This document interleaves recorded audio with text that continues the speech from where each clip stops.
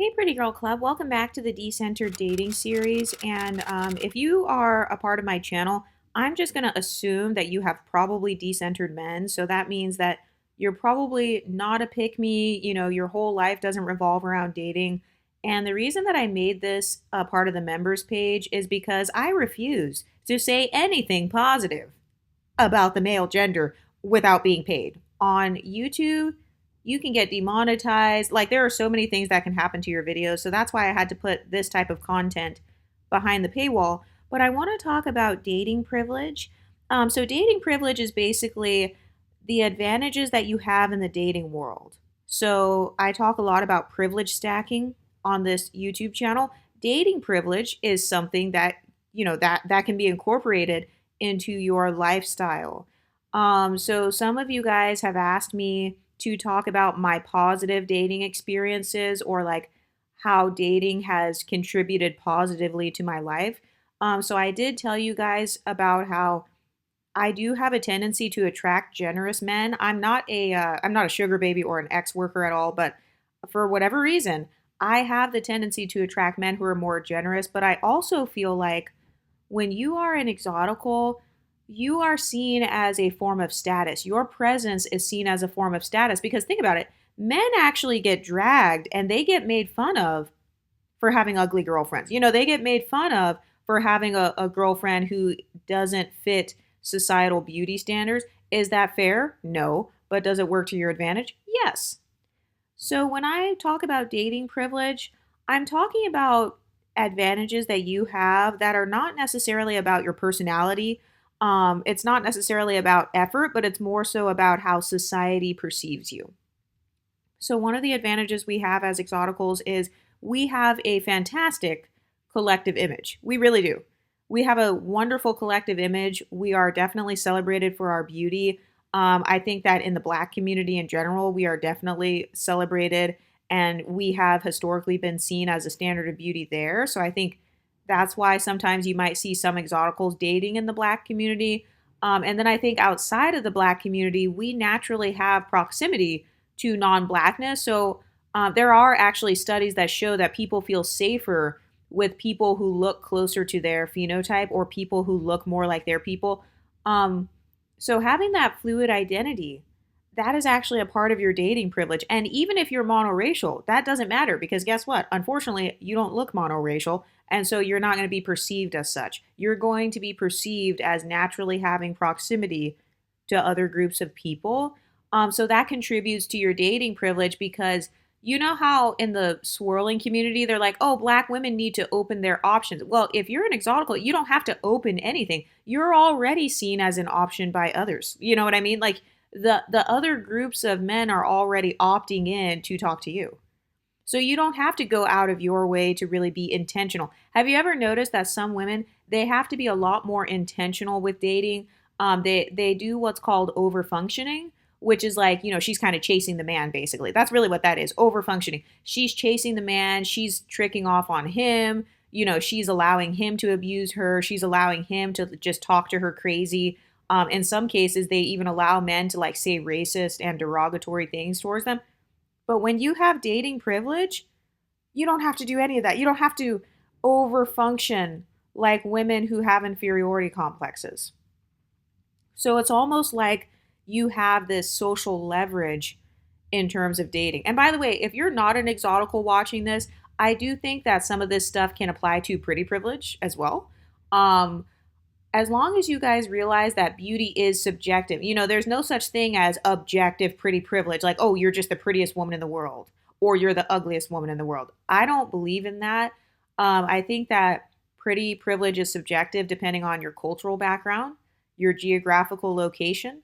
Um, but if you think about some of the things that influence your dating privilege, these are things like looks, confidence.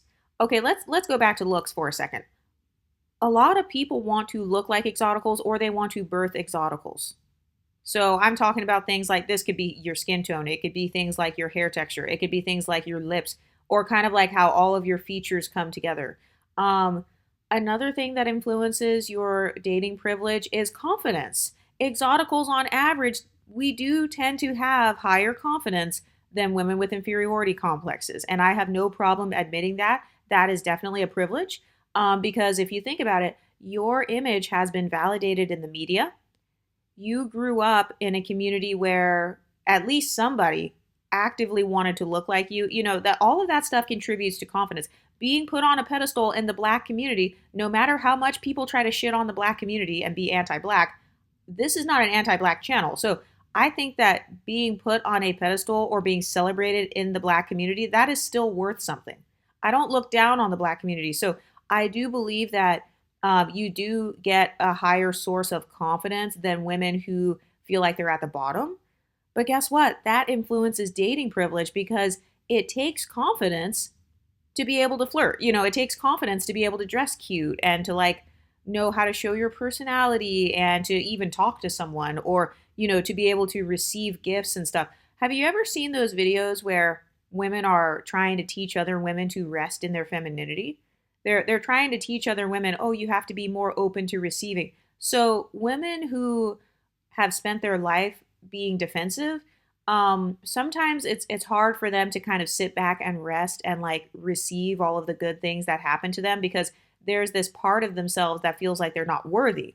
I'm not worthy of this relationship. I'm not worthy of this man. I'm not worthy of this type of treatment.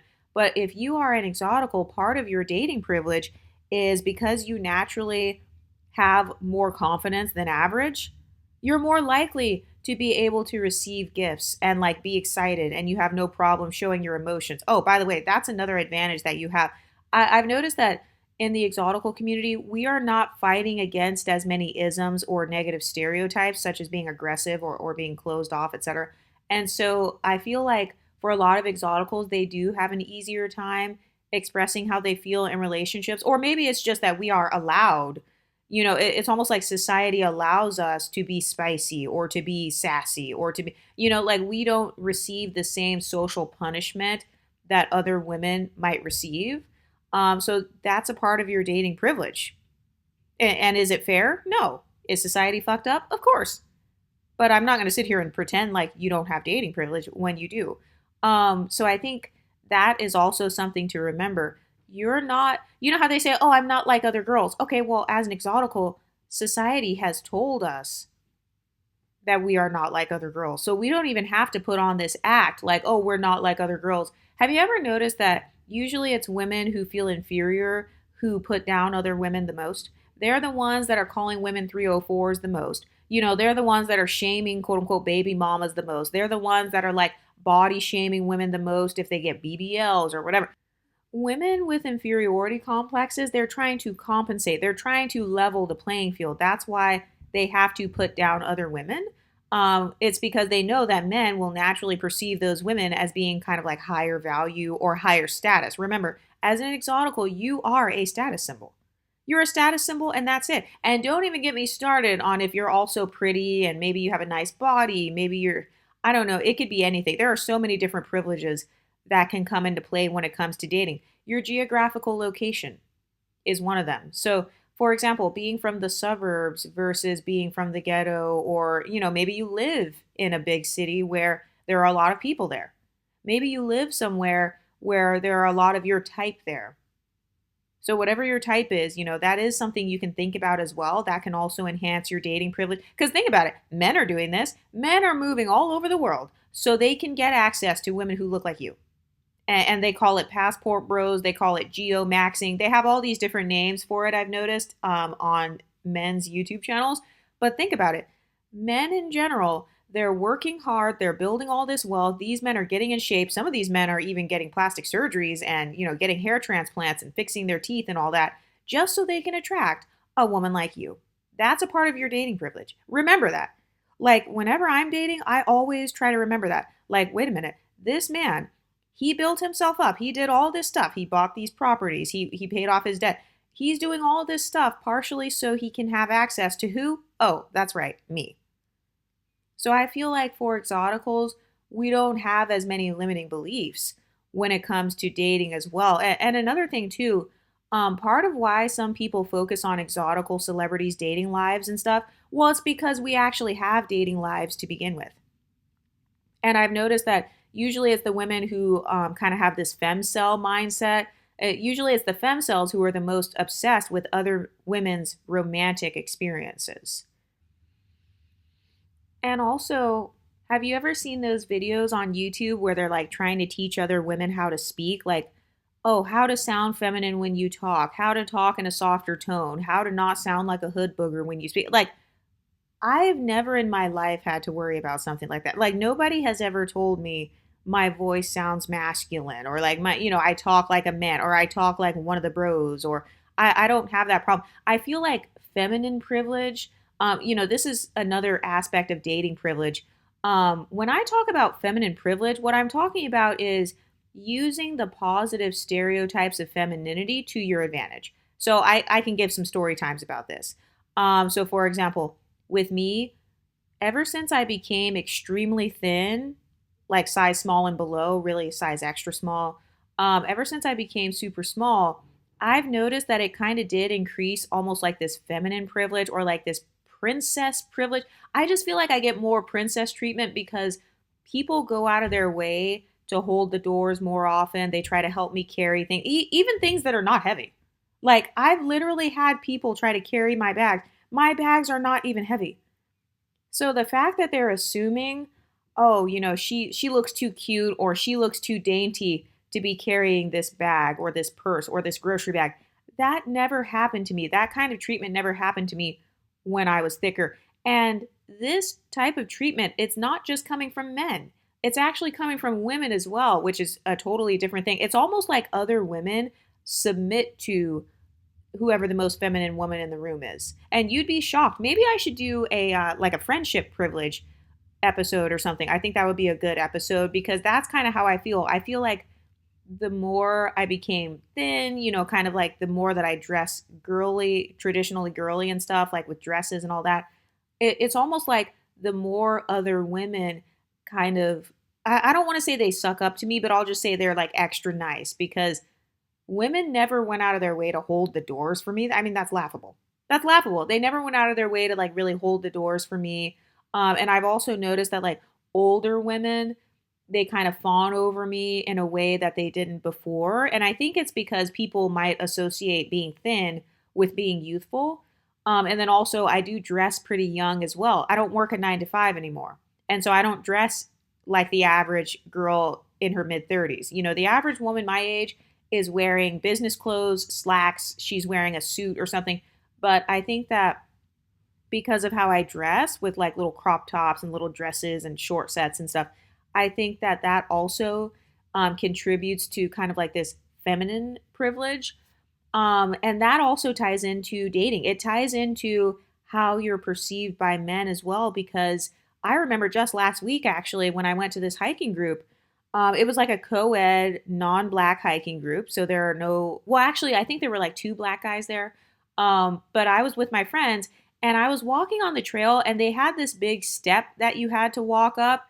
And I could easily get up the step. I mean, it's not a big deal. But this one guy, he was some sort of Hispanic guy or something. And I'm just saying this for context because some of you guys date Hispanic guys. So this one guy, he literally stopped what he was doing, turned around, and then walked backwards so that he could reach out his hand and help me to like go up the step. So he's like holding my hand as I walk up the step. First of all, I'm a grown woman. I'm also tall. I have long legs. I can easily get up the step. He didn't do that behavior with all the other women there. He didn't go out of his way to help them walk up the step. So I feel like that's an example of micro validation or kind of like a micro privilege. And a lot of people they'll try to convince you that your privilege doesn't exist. It's always somebody who does not have privilege trying to convince you that you don't have the privilege. And it's like, no, ma'am, you don't have the privilege. So how are you going to tell me what my life experiences are? So even though the example I just gave is kind of like a very small example, a lot of little micro experiences like that, you know how they say microaggressions kind of build up and then it lowers your self-esteem? The same goes in the opposite direction. Having micro validations stacking up over time, it builds your self-esteem. It also builds your confidence and it builds your comfortability in dating.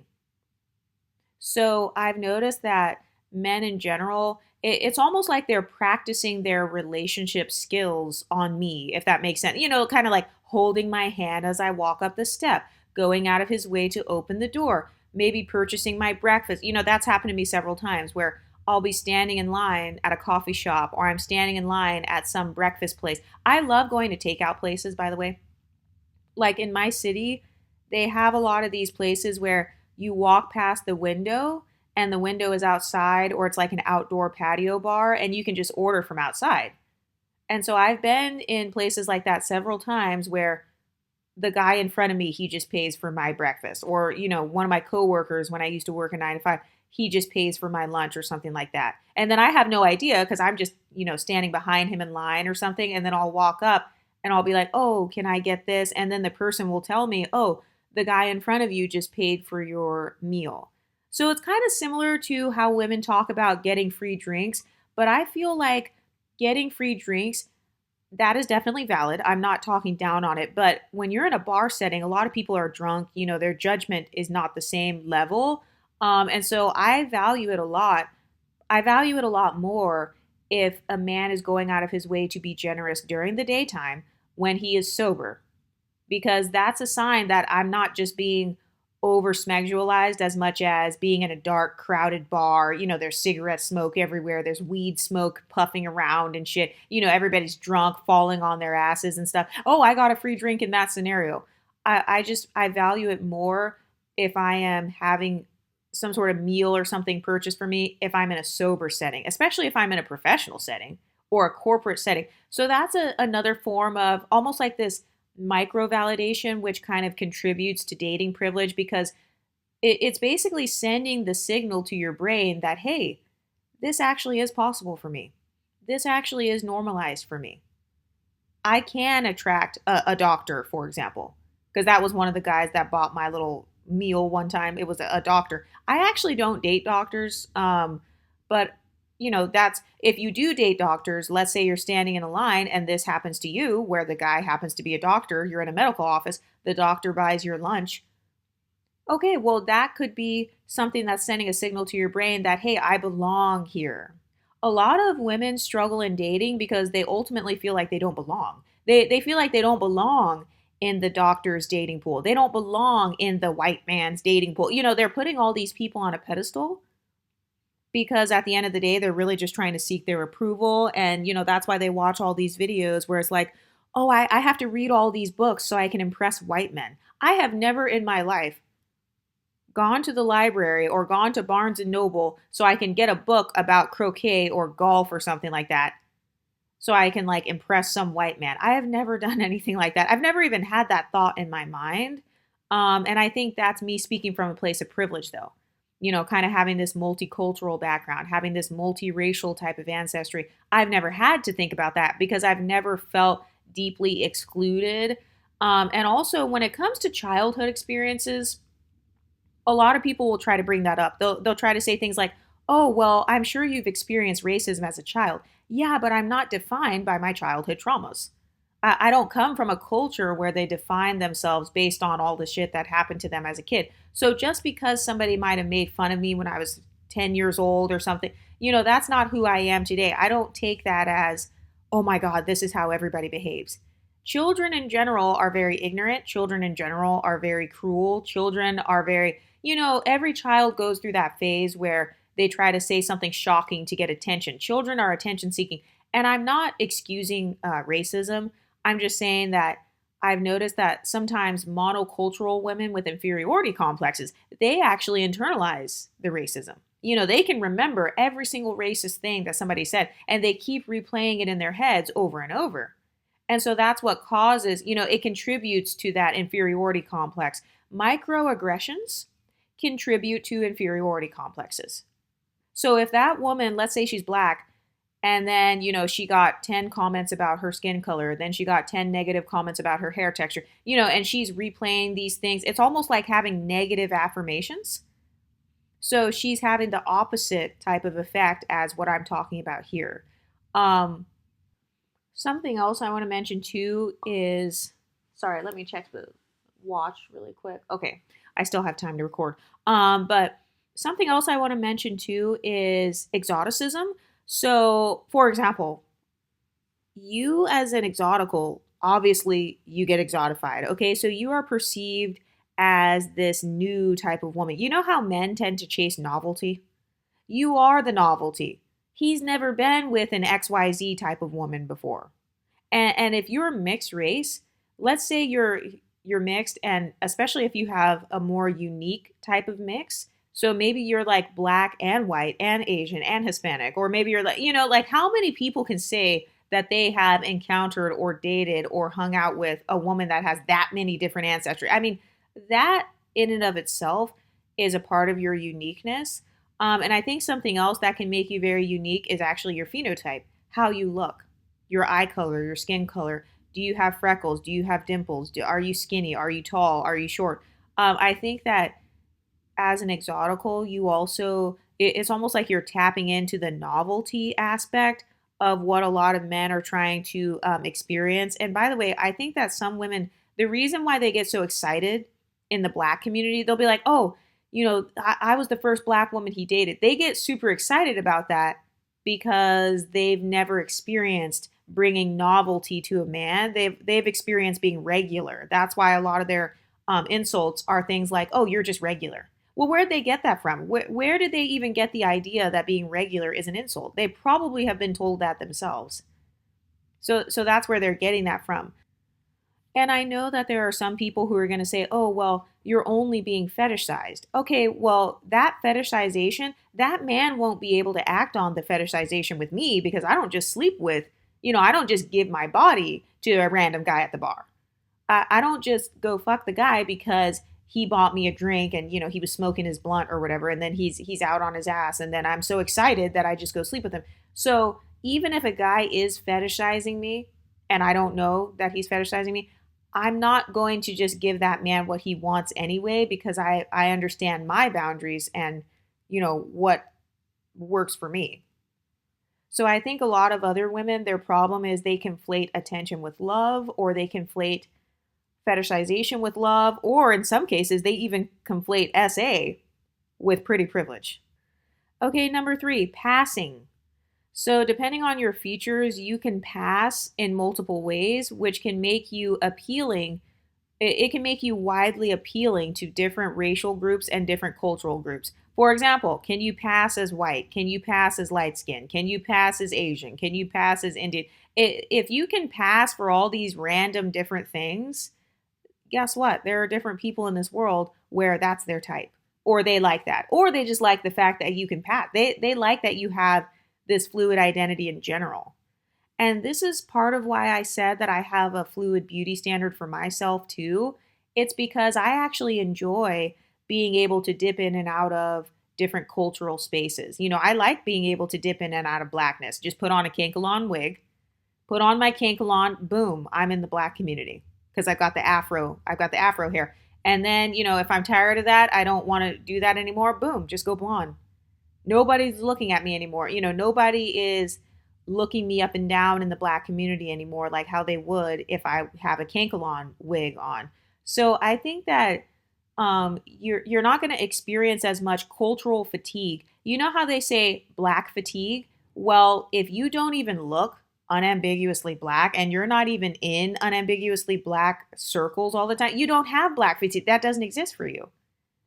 That doesn't exist. And also, if you have a fluid beauty standard, let's say you're changing up your look and stuff, nobody's really getting black fatigue around you when it comes to your looks. This is also why a lot of people get jealous of exoticals being able to switch up our looks or look like a different person if we put on contacts or something like that. It's because people don't usually get black fatigue with our phenotypes.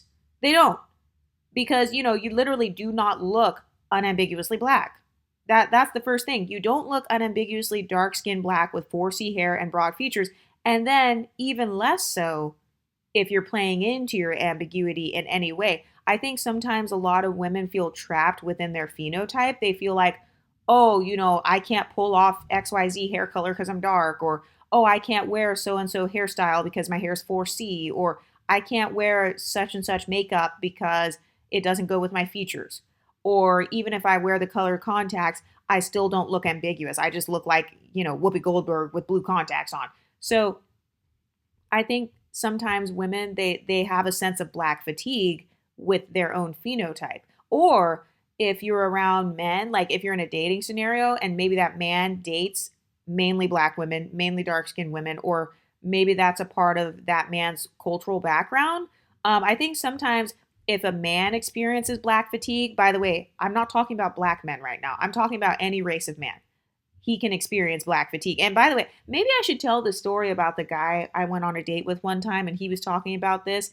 A guy literally admitted to me that the black women he had encountered had attitudes. And I'm like, wow, that's crazy. And that also sucks that somebody with a Pakistani background is literally admitting that. And he has no problem saying that. That's he basically was admitting that he had a form of like black fatigue because he was saying how his difference with dating black women versus like other types of women was he felt like he would get into more back and forth arguments with the black women. So he didn't use the phrase attitude. He just said he felt like they were arguing with him more or like it wasn't that great. He felt like he couldn't really be carefree or be himself.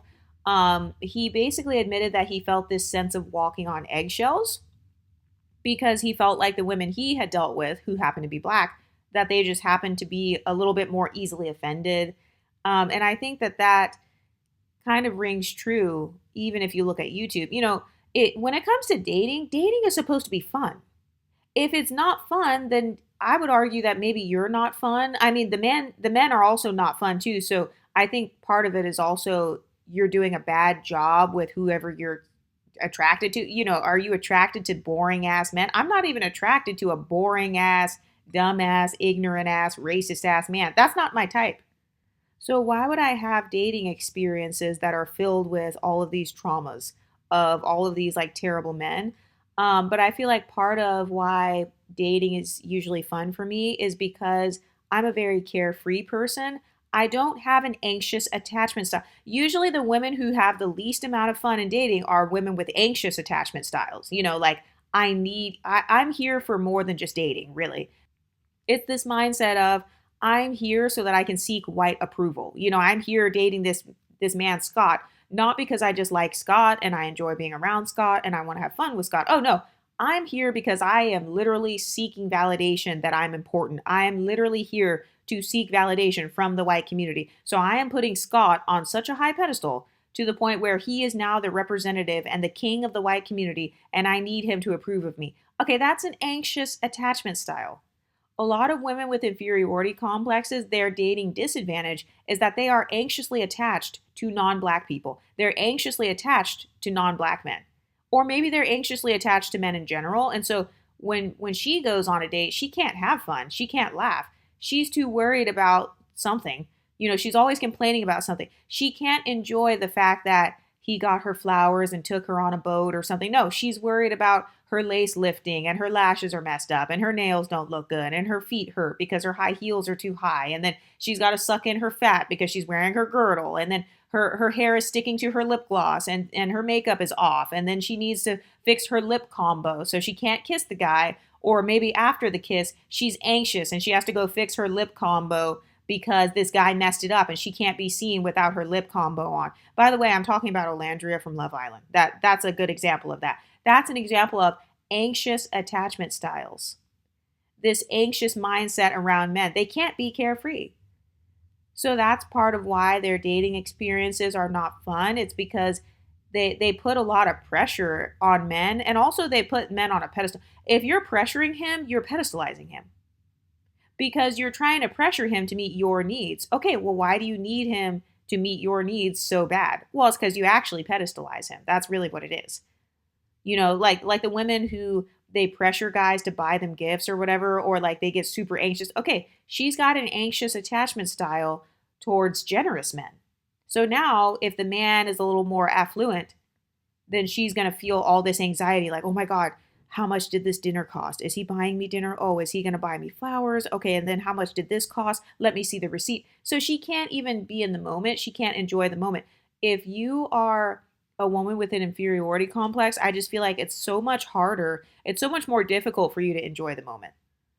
Because think about it. Let's say a man takes her to a French restaurant.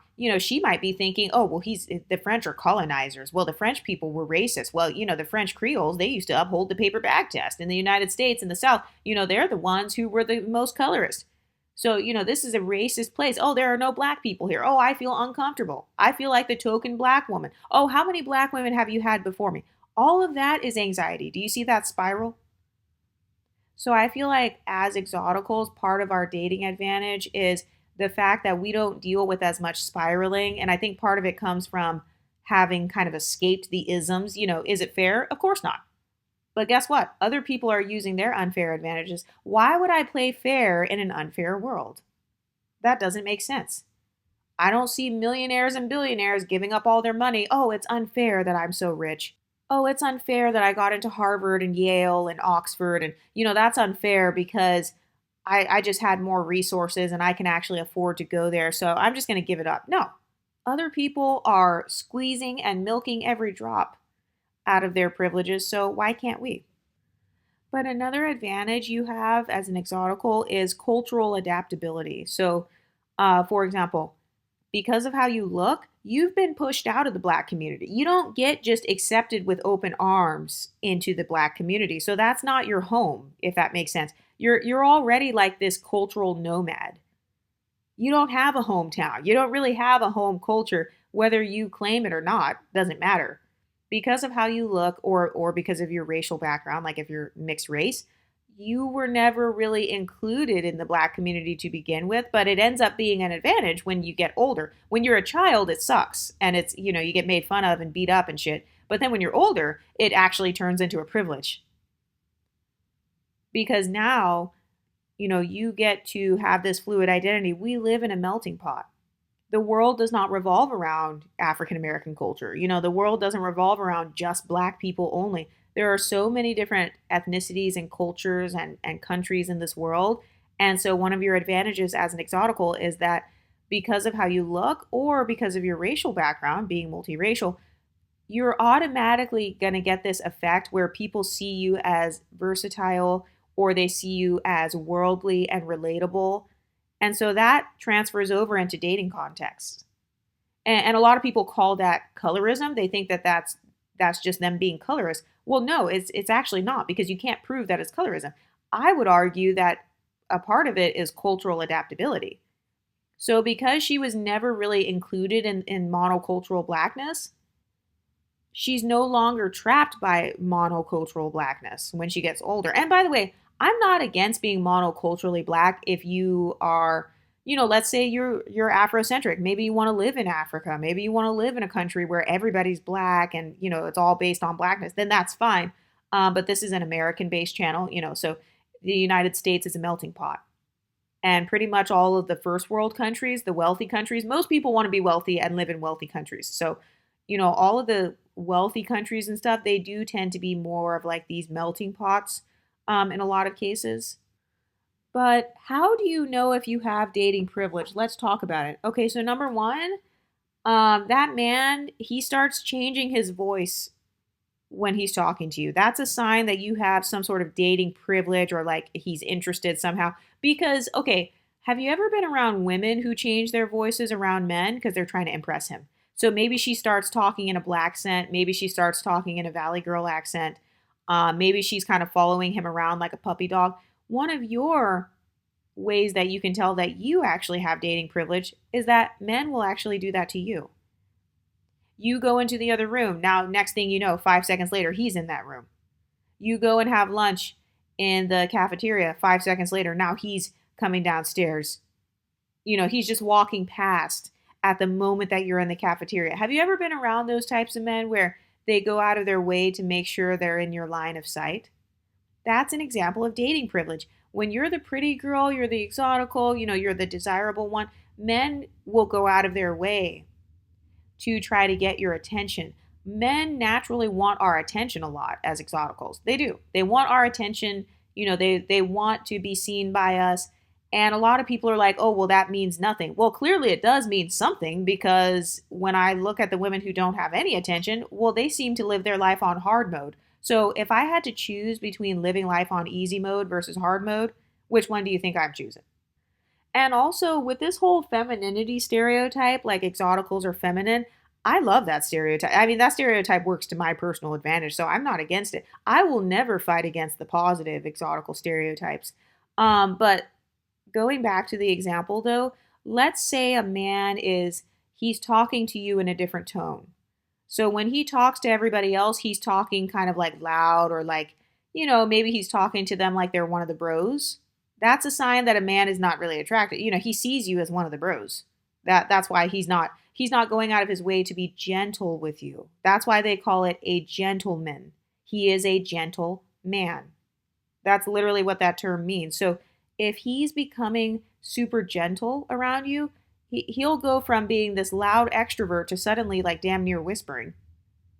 Like in my case, I've had guy I'm like, how is this guy? He's literally the biggest extrovert. He's always laughing and kind of loud and shouting and whatever, when he's playing basketball and all that. But then suddenly when I come in and he's talking to me, this guy is like low key whispering. He's like whispering sweet nothings in my ear or kind of like leaning in close when he's talking to me, kind of leaning in towards my ear so he can like say something. That is actually a subtle example of like a dating privilege or almost like this feminine privilege. He feels like, he wants a little bit of privacy with you. He's creating a moment with you. Basically, him getting closer to you physically or kind of like whispering in your ear or putting his hand on the small of your back or whatever or kind of like that's him trying to almost tune out everybody else. He's focusing on you. He's being attuned to you. He's emotionally matching your frequency. Most women can never do that. I mean, do you know how much women suffer trying to get a man to be on the same page with them emotionally? Do you know how rare that is? So, yes, that is a privilege. It is a privilege to be able to naturally attract that. That is definitely a form of privilege. It's definitely a form of like feminine privilege. And that's absolutely a jealousy trigger as well. Because if a guy is like, let's say he's trying to soften his voice or he slows it down or he becomes more careful, that means he's kind of putting some respect on your name. He's thinking about what he says when he's talking to you. When he's talking to everybody else, he's just like whatever, he doesn't give a fuck. But if he's switching it up with you, generally speaking, he's trying to appear more attractive. He's trying to appear more gentle with you. He's trying to be more non threatening. And by the way, I'm not saying that this means that he's a high value guy or whatever. I'm not saying that you should pedestalize it, but I am saying it's a form of privilege that can be used to your advantage.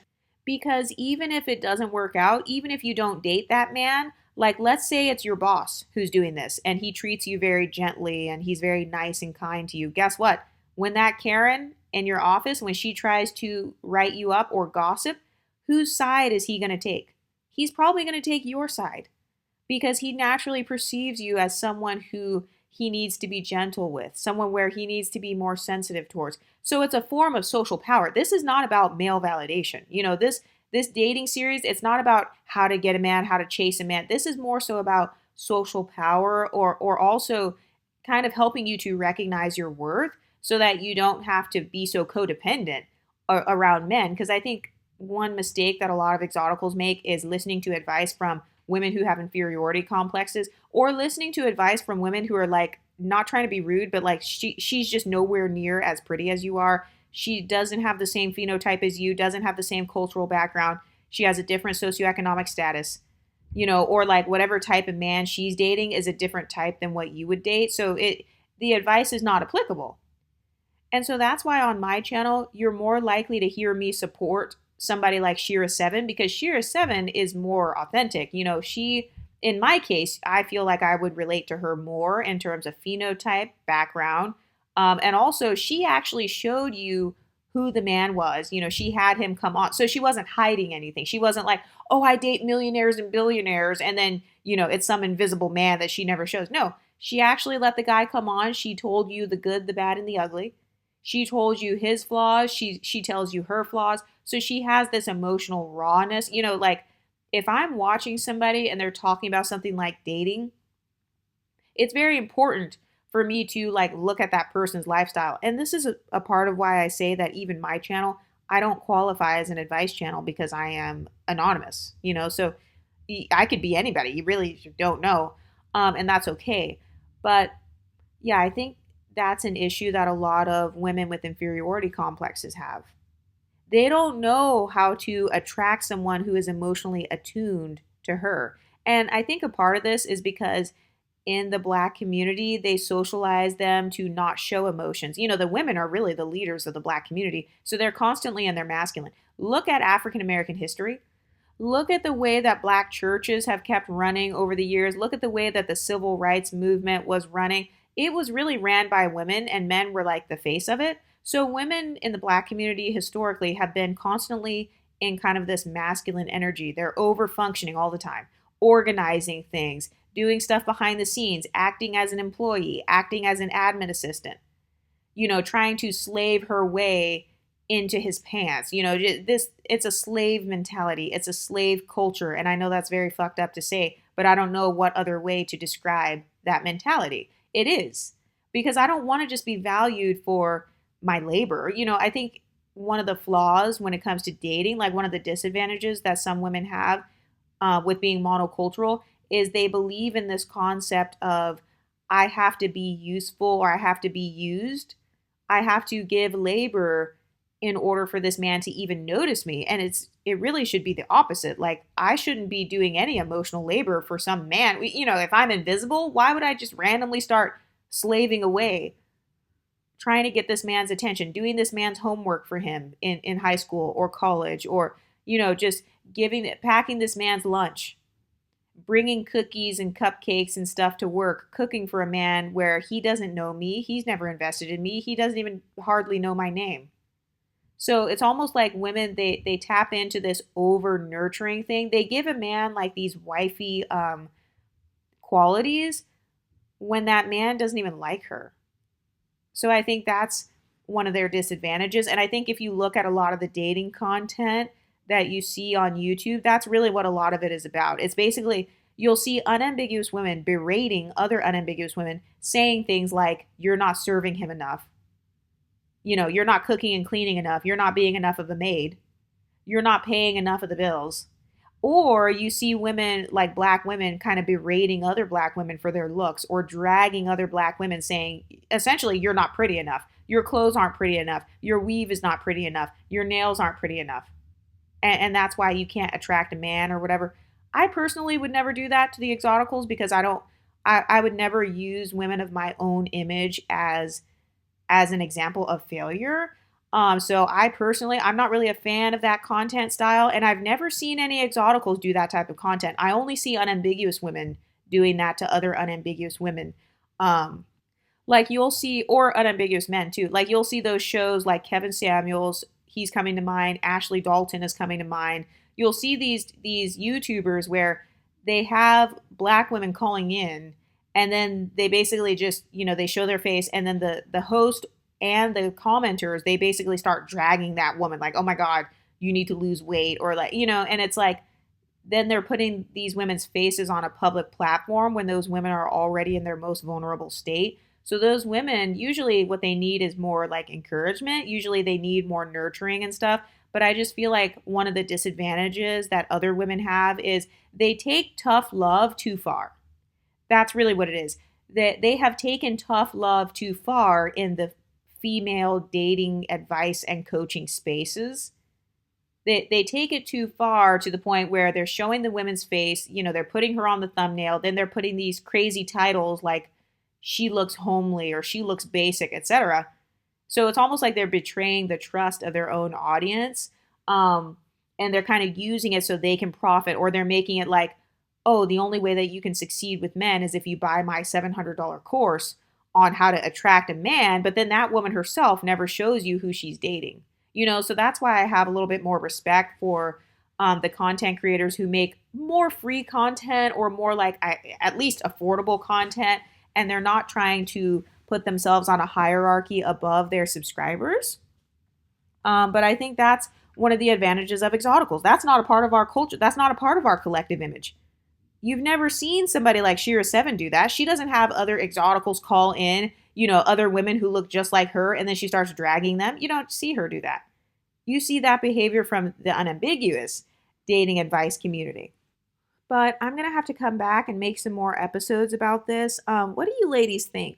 Does any of this stuff resonate with you? Please let me know in the comment section what you want me to talk about next. The longer your comments are and the more specific they are, the more I can like make content. I have a lot of people in this members page. A lot more than I thought when I looked at my analytics. This members page, as far as the income or whatever, it makes just as much as my public YouTube channel, which is crazy. I didn't realize that until recently. So you guys are watching, but I don't really see a lot of you guys commenting. But if you don't feel comfortable commenting publicly, like if you don't want your name to be shown, you can just email me at exoticalsunited@gmail.com and just tell me that you're in the members page and tell me what tier you're in, and then you can let me know what you want me to talk about, and then it can like be anonymous or whatever. But what do you ladies think? Let me know in the comment section, and I'll talk to you next time. Stay pretty, ladies.